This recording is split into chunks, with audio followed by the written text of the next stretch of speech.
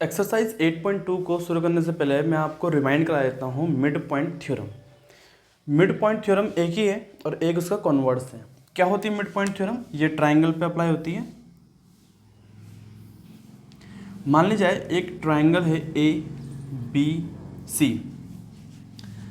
मैं ये लेट कर लेता हूँ कि साइड ए बी का मिड पॉइंट जो है वो है पी एंड साइड ए सी का मिड पॉइंट है Q। अगर मैं इन दोनों को ज्वाइन करूंगा, P एंड Q को ज्वाइन करूंगा, तो जो ये PQ लाइन होगी, जो PQ होगी वो पैरेलल होगी तीसरी साइड के जो कि है BC। यानी कि पहली साइड का मिड पॉइंट P, दूसरी साइड का मिड पॉइंट Q। ये लाइन जो मीट कर दी है ये तीसरी साइड के पैरेलल होगी। ऑल्सो जो PQ होगा उसकी लेंथ या मेजरमेंट तीसरी साइड के जस्ट हाफ होगी, यानी कि 1/2 ऑफ BC। यही है मिड पॉइंट थ्योरम। इसी का कॉन्वर्स है कि अगर कोई ट्राइंगल से लेट सपोज PQR, इस PQ साइड की मैं एक मिड पॉइंट लेता हूं जिसको मैं मान लेता हूं L, और इससे पैरेलल आगे बढ़ाता हूँ, कंस्ट्रक्ट करता हूँ QR के पैरेलल कंस्ट्रक्ट करता हूँ L को। एक ट्राइंगल है, ट्राइंगल में PQ का मिड पॉइंट L है। मैं इस L पॉइंट से QR के पैरेलल आगे कंस्ट्रक्ट करता हूँ इस लाइन को, इस साइड के मिड पॉइंट से आगे करता हूँ, तो ये इसको यहाँ पे जब कट करेगी, मान लीजिए LM है ये, तो जो दूसरी साइड को जो कट करेगी ना, वो दूसरी साइड का मिड पॉइंट से कट करेगी। यानी कि ये जो M है वो PR का मिड पॉइंट होगा। ठीक, यही है कॉन्वर्स। आइए आपको ये समझ, जस्ट इसका कॉन्वर्स ये है। नाउ अब चलते हैं हम क्वेश्चन की तरफ। क्वेश्चन है ABCD is a quadrilateral in ABCD एक क्वाड्रिलेटरल है जिसमें P जो है वो AB का मिड पॉइंट है, Q जो है BC का मिड पॉइंट है, ऐसे ही R and S respective side के मिड पॉइंट्स हैं। पहले हमें शो करना है, और AC है डायगोनल है, AC हमें डायगोनल दे रखी है। हमें शो करना है कि जो SR है वो पैरेलल है AC के। देखो अगर आप यहाँ पे बिल्कुल ध्यान से देखो, इस वाले को आप बिल्कुल ना देखो, ACD। अगर आप ट्राइंगल ACD में देखो तो ये तो हमें गिवन है, S जो है मिड पॉइंट है AD का, ये भी हमें गिवन है, R जो है मिड पॉइंट है CD का।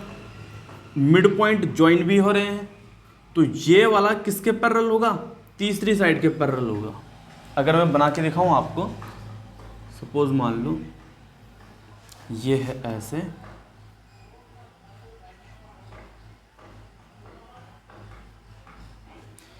ये था हमारे पास ACD एंड AD का मिड पॉइंट है S, DC का मिड पॉइंट है R।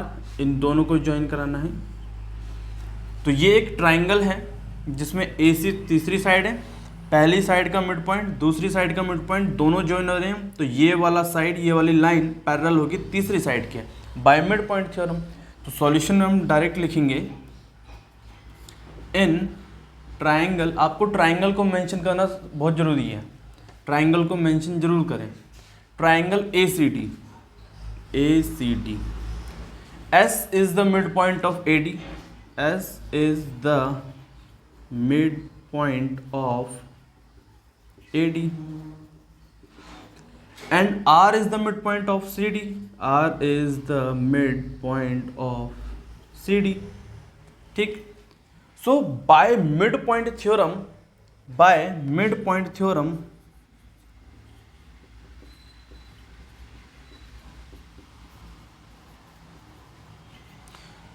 हम कह सकते हैं जो SR होगा, जो SR लाइन है वो तीसरी साइड जो कि AC है उसके पैरेलल होगी, SR parallel to AC, and SR की जो मेजरमेंट होगी वो AC के जस्ट आधी होगी, हाफ ऑफ AC होगी। ठीक, ये हम मान लेते हैं पहली इक्वेशन। ये हमने पहले इक्वेशन, अब हमने प्रूफ कर दिया इसको, पहला वाला तो हो गया हमारे पास। ठीक, एस आर जो है पैरेलल है ए सी के, एस आर जो है हाफ ए सी के बराबर है। ठीक, पहला तो हो गया। दूसरा हमारे पास पी क्यू को एस आर के इक्वल शो करना है, तो इसके लिए हमें एक और ट्राइंगल देखना पड़ेगा जो कि है ए बी सी, ये वाला ट्राइंगल ए बी और सी।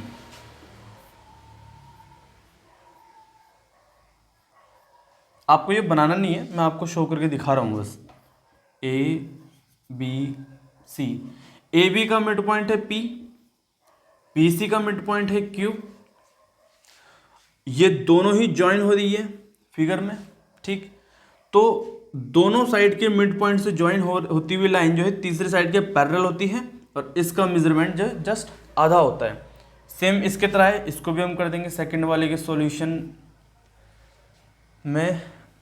लिखेंगे हम in triangle a b c, P is the midpoint of AB, P is the midpoint of AB, and Q is the midpoint of BC, Q is the midpoint of BC. So by midpoint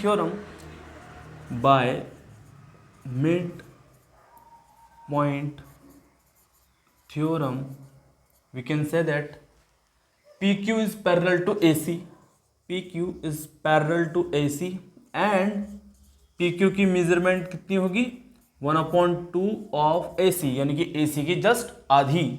इसको हम मान लेते हैं equation second का भी पूरा नहीं हुआ, सेकंड में हमें ये शो करना है। अब हम क्या करेंगे, देखो इक्वेशन फर्स्ट एंड सेकंड मानने का यही प्रयोग था, उसका यही कारण था कि ये हमारी इसको प्रूफ करने में मदद करेगा।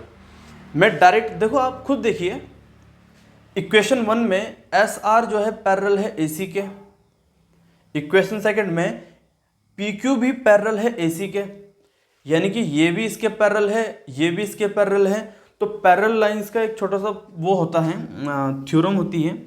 ये मान लीजिए लाइन एल है, ये मान लीजिए लाइन एम है, और ये है line n, l m n. तीन लाइन है, लाइन एल एम के पैरेलल है, यहां पे लिख देता हूं मैं, लाइन एल एम के पैरेलल है, और लाइन एम एन के पैरेलल है, एम एन के पैरेलल है। तो इन दोनों से हमें क्या पता चलता है, एल जो है एम के पैरेलल है और एम एन के पैरेलल है। इन दोनों से हमें क्या पता चलता है कि जो एल है ना, ये वाली जो लाइन है, इसके भी पैरेलल होगी, एन के भी पैरेलल होगी। छोटी सी थ्योरम थी ये।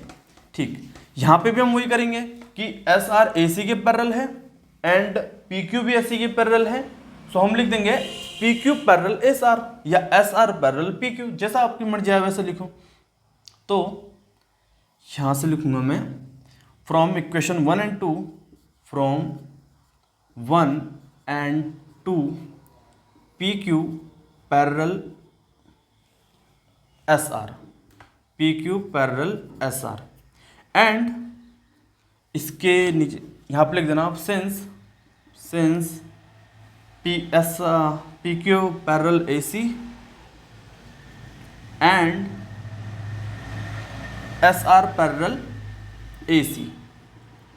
इसके बाद में आप इसका कारण भी दे देना पीछे, ऐसा क्यों, हमें इक्वल शो कराना है उसका, यहाँ पे कर देते हैं। बिकॉज